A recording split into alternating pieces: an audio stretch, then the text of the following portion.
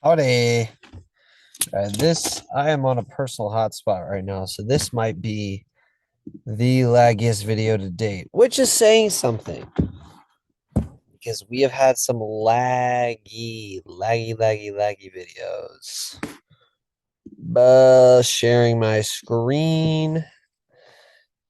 Okay, let's get into it. Um, this is a this was a funny trade. This was a really, really funny trade.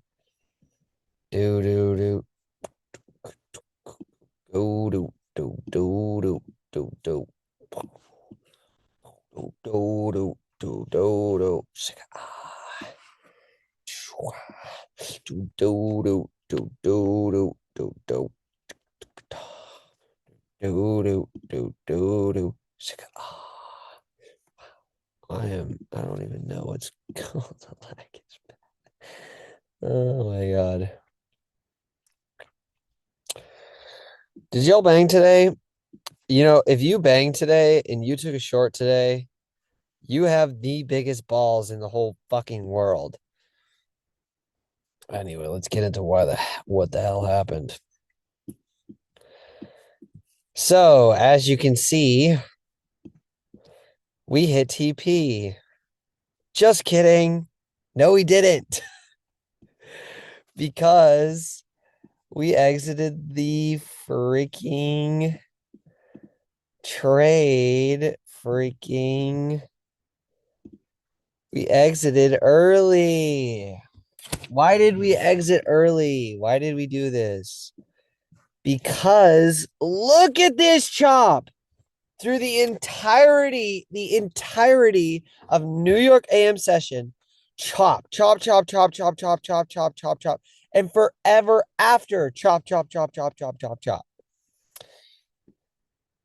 I have something to say though that I think that would really make me better. If you remember last time I said, get off of these streams.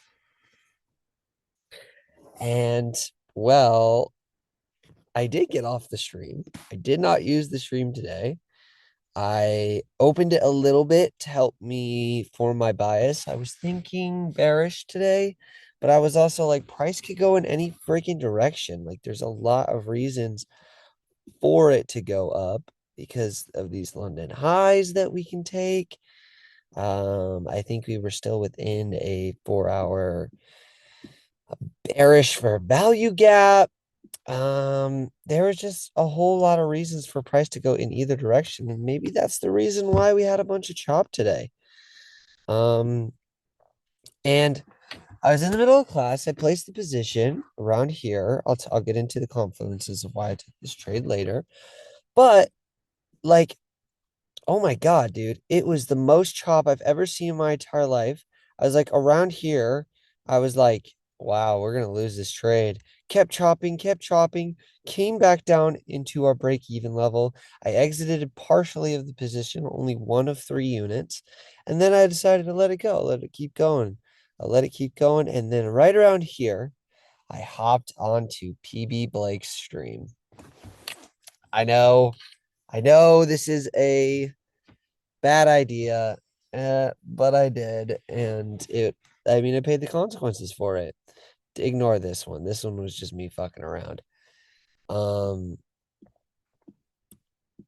Lost about $30 on this little fuck around that, so maybe it wasn't a fuck around. Anyway, yeah, we exited, and that's when I exited is because I got on the stream and I saw that PB Blake had exited his trade as well. And I was like, wow, well, if he's leaving, so should I. And I faced the consequences. We would have hit full TP, would have been up $300 on the day. Ended up losing $100 today because of me freaking around on the extra trade here. I'll go into it. So yeah, these two right here are that's the first trade that came down into our break-even level that I exited one position off. This is the second trade that I exited both positions off at a really big loss. And then this was the one where I was screwing around.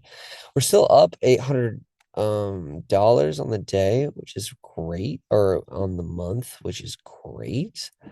But like the big takeaway of today, if you're confused on what your bias should be, if you're confused on whether or not we're going bearish or bullish, create your own bias. Say you're going bearish or bullish, just make one, just say it, and then go on the stream to confirm your bias. And then that's it. That's all you use the stream for. That's all you use it for, is that's it. That's all you do. You just for your bias. And then you don't get back on that stream. You don't look at the stream. You don't do nothing until it's stop loss or take profit. I'm sure I've said this before in a later video, but I really need to drill that in because, man, I mean, and I was even thinking about letting, like, if we had hit our break even level, if we had hit this first take profit, I think I was going to keep the position to this Asia session low. That's what this markout is. And look where freaking profits went.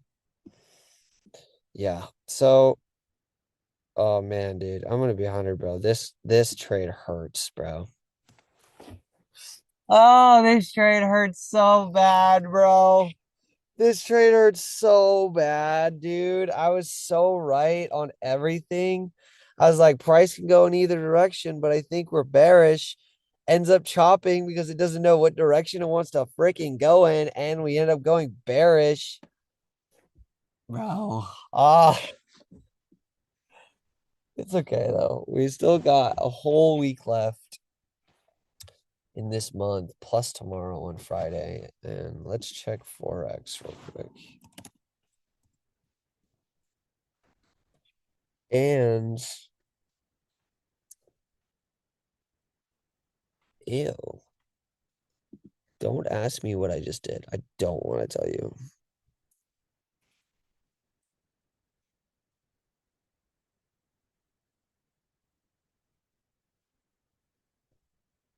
That's a lot of red.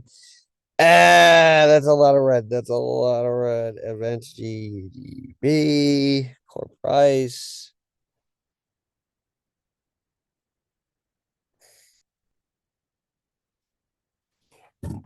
I really want to trade tomorrow. I think I'm going to trade tomorrow.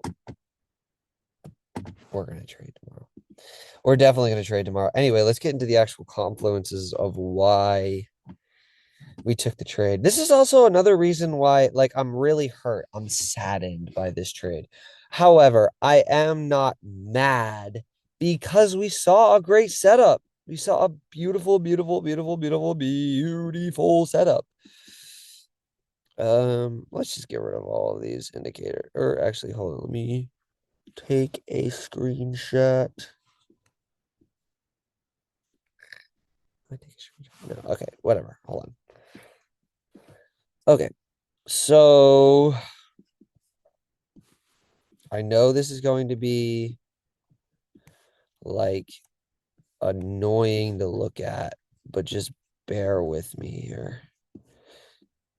Okay, so first off, this is a 30-minute fair value gap that price respected.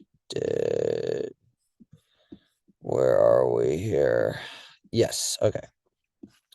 This 30-minute fair value gap was the thing that I was really looking at to see if price was going to respect. And it did. It kept respecting it.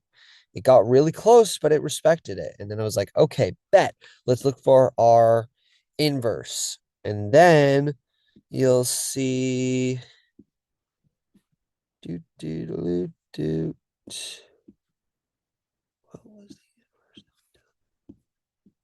I believe it was this. I believe it was this guy right here. Once we saw this 30-minute get respected, then we hopped on the 3-minute. We saw an inverse of this 3-minute, and that's when we went short. It followed the bias. I didn't really see any liquidity sweeps besides this guy, and I was a little worried about these London highs that we didn't hit yet, but Oh wow, that was laggy. Oh, we're still lagging. Okay. Okay, we're good now. We're good now. But that is the PB model. That is the mech model, bro. It's not the entire mech model, but it's just like a respection of a key level inverse of a fair value gap. And that's exactly what I saw. It was so perfect. It was another perfect, amazing setup. We just had a bunch of shitty price action today. And that's unfortunate. Sometimes, price just be doing that. It really just be doing that. So that's it. That's all the technical analysis. And that's something that I've really realized is that like 90% of trading is everything you do outside of the charts. And like it's your psychology. It's your getting up in the morning and getting your brain ready. It's the things that you do afterwards. It's the journaling that you do. It's the if you end up losing, are you just going on your phone, laying in bed and doom scrolling for the rest of the day, or are you getting up, going and doing something? Like it's like the how do I say this? It's the willingness to keep going that keeps you a good trader. Like the technical analysis, it's not that it's easy, but it's like it's a fucking blueprint. It's like we have fair value gaps, we have inverse fair value gaps, we have liquidity, equilibrium, break of structure, a data high, data low, whatever you want to call it. All of these things, like you can get technical analysis, you can get analysis paralysis about everything, but like it's like you have these building blocks and they're laid out in front of you. And understanding them is also laid out in front of you. Like it's not easy to do that, but it's very doable. What's not the doable thing and what really is hard about trading is getting up hours before market open every single day. It's keeping with it. It's not completely screwing your psych over when you lose a trade. It's all of those things outside of your strategy that really make you a good trader. Like, like people always say trading is easy, and it it technical analysis, it's not that trading is easy. It's that technical analysis is not technical analysis is black and white. It's not gray. You can use discretion, but then it's all at the same time like learning it. You don't have to use discretion when you're learning the ICT trading model. Like you how do I say this, man? I feel like I'm saying something pretty good here, but like I'm kind of just like everywhere with it. Um, Trading isn't easy. Learning it isn't easy, but anyone can do it. Anyone can do it with enough time. It's not going to be easy, but you can do it. And it is and doing it is simple enough. It's the it's the taking action part that's hard. It's the being able to hold your trade when you're fucking nanometers away from your stop loss. It's fucking. Let me get rid of this. It's it's just it's everything else. Trading is 90% everything that you do outside of the charts. And when you're in the charts, it's once you've got it, you got it. Once you've understood your strategy, once you know what confluences to look for, it's a rinse and repeat process. But like the betterment, the becoming a better trader, the willingness to take action and have discipline, that's what's hard. That's what's really fucking hard and what keeps the 99% away from the 1%. So, there's my little rant for the day. I like to do that. I like to have like the howdy guys get into the trade, get into the balance history, get into technical analysis, get into what we could do better, what we did good, And then the rant for the day. I'm gonna keep doing it. That's how all these videos are gonna be set up. They're just gonna be um howdy, technical analysis, rant. What or technical analysis, what we could do better, what we did good, and rant. All of those boxes will be checked. Not in that order because I have ADHD. Anyway,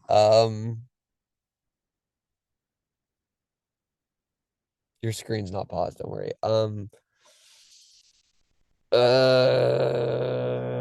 What could do better. Get the fuck off the fucking stream. Just fucking I don't want to delete Kick because I like looking at streams, but like, dude, when you have an active trade, get the fuck off that motherfucking stream. Like, if you need help creating your bias, do that. And I mean like bias not in as in where are we hitting take profit, where are we putting stop loss, where are we entering? I mean bias as in is it going up or down? That's it.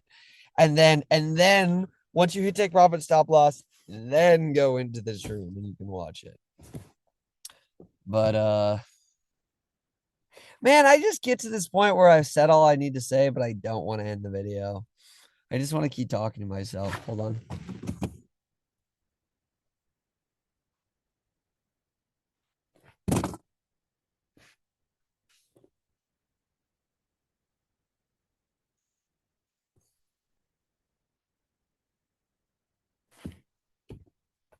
Dude, if you held on to this position today, if you took this exact same trade, because I guarantee you a lot of people took this exact same trade today. If you took this trade today and you held on even in here, you didn't put break even here, and you held on, dude, hats off to you, bro. That you fucking banged today, bro. You banged fucking hard, bro.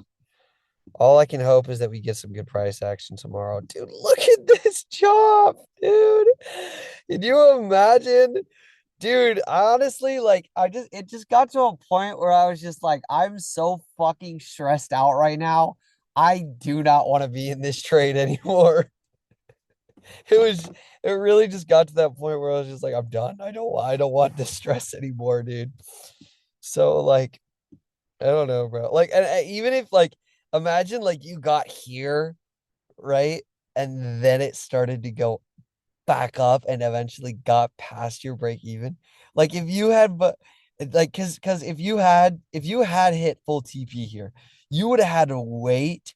You had to wait, not put break even here, not put break even all the way down here. Here's my break even level. I mean, oh man, dude, I mean, there's just no way I think I would have won this trade today. There's literally no way. Like, I would have had, I think I would have been, it would have been a bad decision to uh stay in this trade. Like here, we should have put stops to break even. That was the mistake that I made.